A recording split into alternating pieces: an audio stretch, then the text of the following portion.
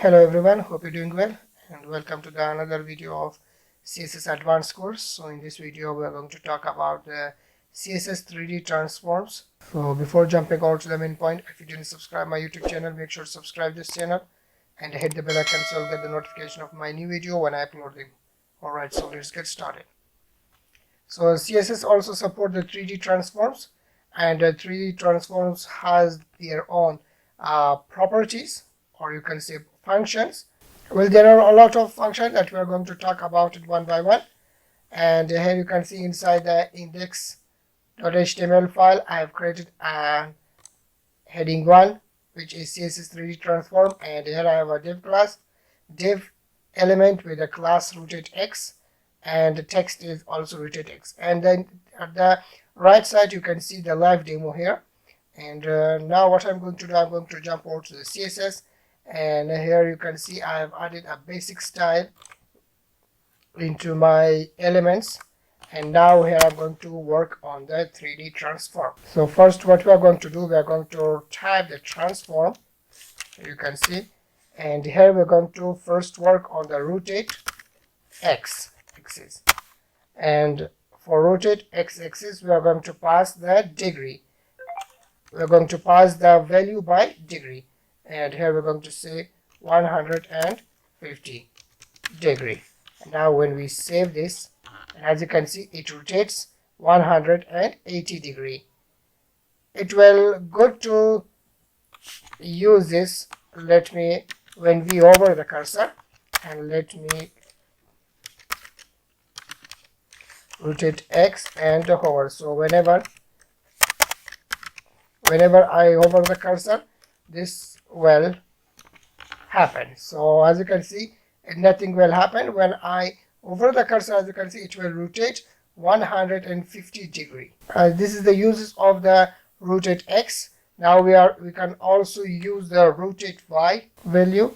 So let me, instead of x, I'm going to type y, and let's save this.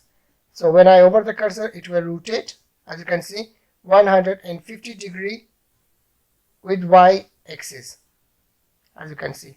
And also we can use the z, and let's change the value. So this one will be 90 degree. And when we save this, and when I hover the cursor, as you can see, it rotates 90 degree with z axis. So this is the use of the rotate x axis, y axis, and z axis. And the next we have the rotate 3D, and here we are going to pass 4 values. First one is x axis, the second one is y axis, and the third one is the z axis, and the last one is 65 degree, which is a axis. And the a axis, a is the positive angle donates to the clockwise rotation, and negative angle will be counterclockwise one. So when I save this, and let's hover the cursor, as you can see, it will rotates. So as you can see, when I hover the cursor, it will rotates a positive angle donates a clockwise. And here you can see we have the translate 3D. Now let's work on this. So translate 3D here. So inside this parenthesis, we are going to pass 3 value, which is t-x's, t-y's, and t-z's. So this one will be 100 pixel by 100 pixel t-axis, and the last 100 pixel has it. So now let's save this, and when I hover the cursor, as you can see, so this is the use of translate 3D. And the next value is the translate minus 3D, and we just use minus with this values, and it will works properly. So let's save this. So when I hover the cursor, as you can see, it will moves, as you can see, it changes right here.